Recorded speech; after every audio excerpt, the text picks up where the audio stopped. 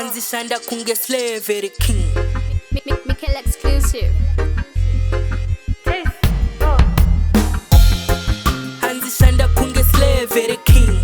Dingin ripa grind, doku barandera free. Ndombo zima phone, valuable maneru. Just before I sleep, of course, abasheke vano size amasimba kwandira jina diu. Cause manje mranda chera queen. Yeah, manje mranda chera queen. Very king. I be on my own, dichi mind the hangu business. Vana niceness, vana another violence. My streets are peaceless. Dombo zima phone, sheshi chambo rova hangu wax kunge slave. Shikanda your highness, hands Taisey, dog pieces raises. But it come my streets, ninde inshtoda bas cage iri tight, tight kudaro tight like jean reka drip guy, charo rwani drip guy. But I know kamwari dogo noto fano mchaka sheshi sina mari. Cause nini I don't trust vano uya after mari. Anyways, manje mranda chera queen.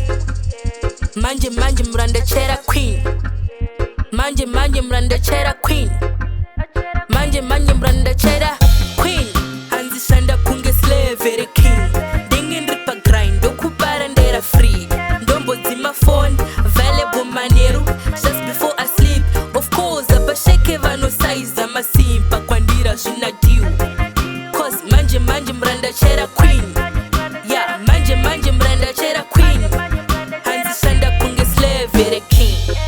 Okay, plan day kushanda niye zviripo zviripa ground. Mazuano haundi wane muma rounds asina basa. Ma rounds asina profit. Street mune mabasa, mu street mune ma office. I know a couple CEOs and managers but Christos that be working hard but chimanyisa masini.